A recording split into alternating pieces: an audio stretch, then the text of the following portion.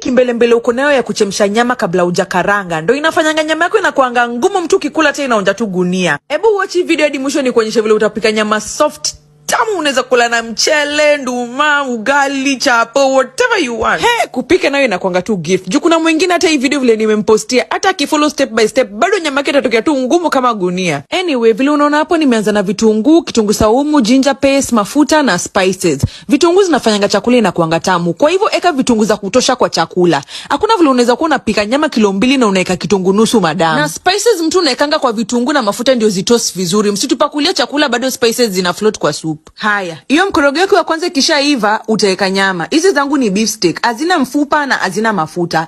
Hizi ndio nyama rahisi sana kukua ngumu ukizipika, so pay attention. Utazikoroga koroga alafu uzifunikie zitengeze stew yao zenyewe. Njoki usiongeze maji. Ongeza tomato, pilipili hoho na chumvi na ukoroge koroge ufunike uache iive. Na najua utarudi kufungua upate imejaa stew hivi udhani imeiva uanze kupakulia watu.